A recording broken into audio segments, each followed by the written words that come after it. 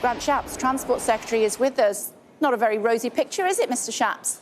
It isn't, and very unnecessary as well when it comes to these strikes. I hear the unions say that it's about pay. I hear they say it's about job cuts. In fact, there's a pay offer on the table, and the job cuts are by and large voluntary. So it's unnecessary. It's taking us back to the bad old days of union strikes, and they've walked away now from the negotiations yesterday, saying that they were going to strike and calling off any chance of a resolution.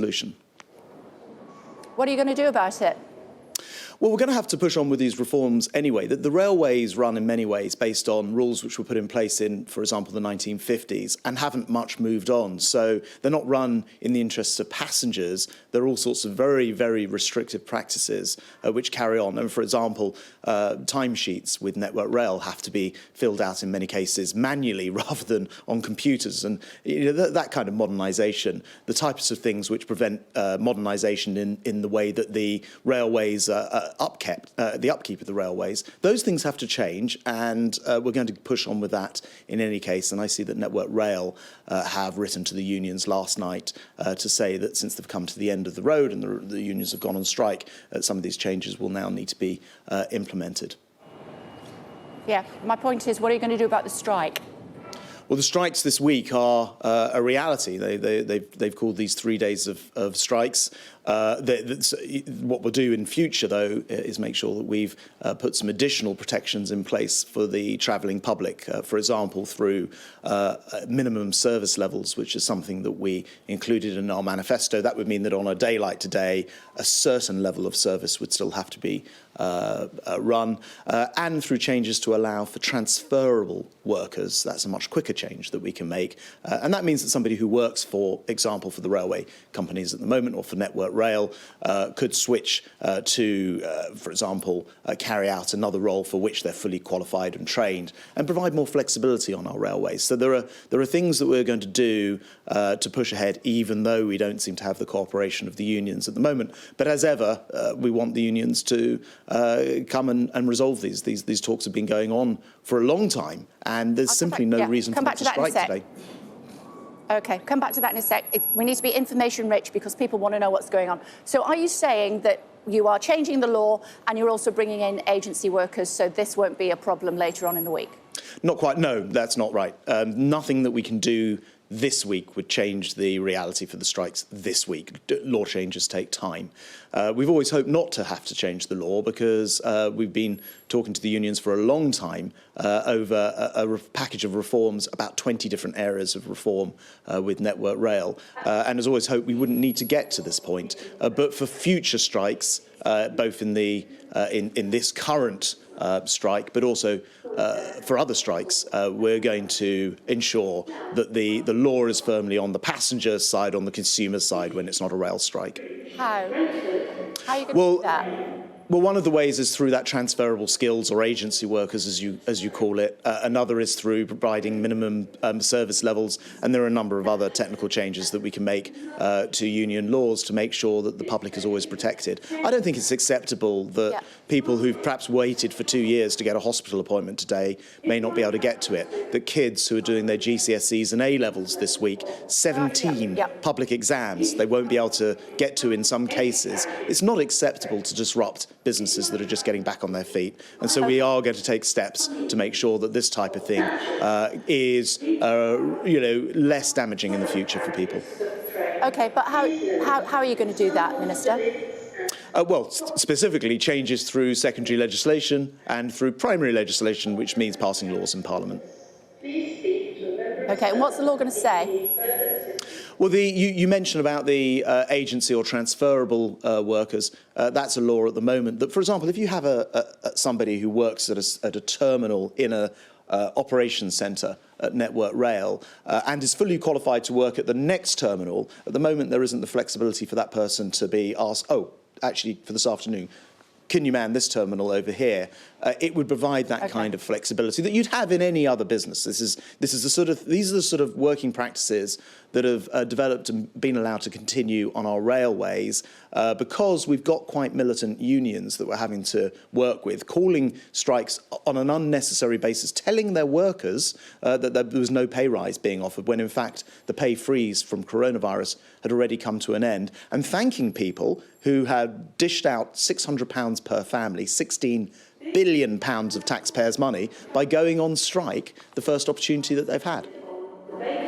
OK. Why aren't you rolling up your sleeves and getting round the table with the unions this week so that we won't have another 2 strikes? Well, the employers are the people to be round the table with the unions. They have done. They've met with them on 60-plus separate occasions, 60 separate occasions. It's always the employers and the unions who have to come to a settlement in these things. They're the ones with the technical details. They're the ones who actually have the mandate to do the settlement as well. So, it's always the case. It's the employers and the unions who get together on these things. Yeah, but am I not right in saying that the government is the only shareholder in Network Rail? It belongs to the government. The government sets its funding. You are involved, whether you say you are or not. You're the Transport Secretary. It's your responsibility to keep the country running. Why aren't you rolling up your sleeves and sorting it out? Well, if I thought there was even a 1 in a million chance that my being in the room would help sort it out, then I'd be there. Mick Lynch, who's the head of the union, the RMT, said last month that he would never negotiate, in his words, with the Tory government. In fact, government, of course, in every single public strike is, of course, ultimately the paymaster behind it. But we set a remit, and it's for the employers to make the negotiated settlement. And it wouldn't help. In fact, it would actually undermine the process for ministers to walk in the room. Looking back at every strike that I can see in the past, including... Why? Well, I was going to say, looking back at every strike, because these are highly technical negotiations, they involve 20-plus areas of reform which are required, which are extremely technical, and that needs the employer and the union to decide. And I have to say, this is a bit of a red herring. You're saying it because the unions and Labour have suddenly got together and said, why aren't ministers in the room? I should remind them that when there were firefighter strikes under Blair and the unions were calling for ministers to be in the room, it remained with the employers. When there were strikes by the post office workers under Brown and Labour were asked to be in the room, the ministers were asked to be in the room, the then Labour government said that, of course, it has to be settled via the employers and the union. So it's standard practice. Yes, indeed, but it's standard practice. I'm just pointing out that there is no role for ministers to directly walk into it. I think what you're asking for is for me to go back to the bad old days of the 1970s, where the then Labour Prime Minister Harold Wilson had beer and sandwiches with them in Downing Street, and it did not work out well. I do not think that is the way forward in industrial it's not working out very well today either, is it? Not for, are you saying it's no, Mr. Shapps? Mr. Shapps, are you saying it's too technical for you to get involved? I'm saying the employers are the people with the mandate. They're the people who need to settle it, Kate. OK, but you are the Transport Secretary. You represent the government. In other words, ergo, you represent the travelling public. And they, for the rest of this week, are going to be basically at a standstill. As you said, people could die as a result of these strikes.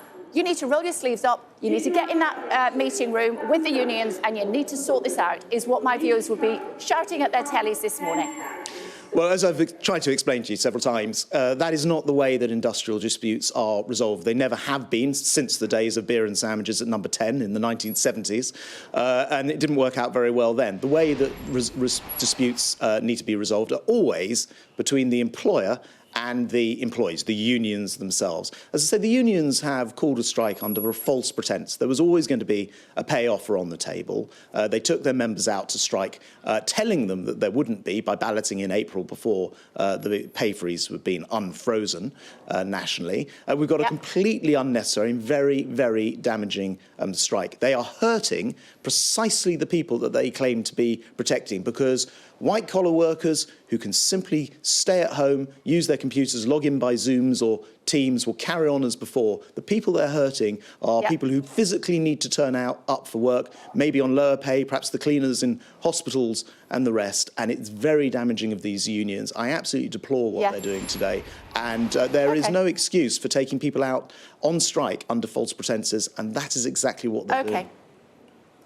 OK, just because you've explained it to me several times, Mr Shapps, doesn't mean that your point is necessarily valid. I go back to the point that the government is the only shareholder in Network Rail. It belongs to the government. The government sets its funding. How can you claim not to be involved and not to want to be involved and not being able to get involved when that is the exact point? You should be speaking to the unions, you should be getting around the table and you should be sorting out this mess. Your country has come to a standstill and it's your responsibility.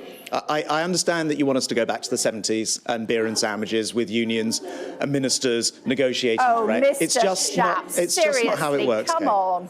It's just not how it works. Seriously, Mr. Shapps, if you're saying that every time there is a dispute, that what's required is for ministers to personally go and negotiate the resolution, then why hasn't that happened when there was a junior doctor's dispute? Why didn't it happen when there was a firefighter's dispute? Why didn't it happen with other disputes, including, for example, when the post office workers went on strike? You know as well as I do, the employers are the people with the mandate. The employers are the ones with the technical details to negotiate this. This is a stunt, which I'm afraid you're falling for, by the unions and the Labour Party. The Labour Party who won't even condemn these strikes today, and the unions who only last month were saying they would not negotiate with the government and have suddenly decided, running out of things to say, that they'll suddenly call on ministers to talk to them and walk in the room with them directly. It wouldn't resolve anything. In fact, it would make matters worse, and that's why I'm not in the room. OK. You keep banging on about the 1970s. We look as though we're heading towards a summer of discontent. Hearing from the Prime Minister that he doesn't want inflation-busting pay rises. As a result of that, we're hearing that even criminal barristers are thinking about going on strike. We're hearing that nurses are thinking about going on strike, doctors are thinking about going on strike, care workers are thinking of going on strike, teachers are thinking of going on strike. Who is it that's taking us back to the 1970s?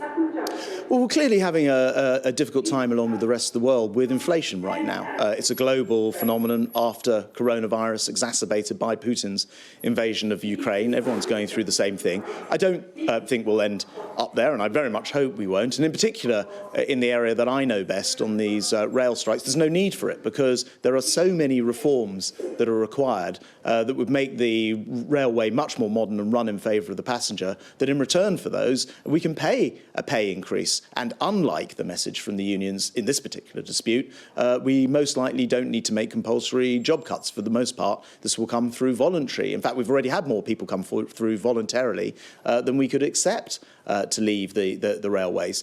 You know, these are strikes being called under false pretences. I hope that in other areas, which I'll know about in less detail, we don't get to strikes as well. And I think after the whole country, I mentioned the £16 billion we put into protecting the railway. It's been the same across the economy. That's £160,000 per rail employee.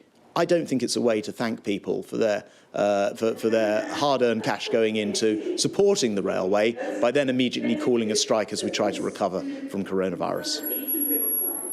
Just before I let you go, just to clarify, you're saying that if you were in the room with the unions, it would make matters worse. Is that what you're saying? It's a stunt by the unions who could settle this today. They've had a pay offer. They know that these reforms, which they've been resisting for decades, need to go ahead. These work practices that prevent us from running a railway 7 days a week, from treating Sundays like any other working day, for example, are long, long overdue. Railway workers are fortunately well paid. The medium salary is £44,000. The average salary for a train driver is £59,000. That compares with £31,000 for a nurse. And the government has to make that overall choice of balancing pay across the public sector. Fortunately, railway workers have been well paid. It's time to get this strike settled. And I do call on the unions to come back to the negotiating table and fix this thing.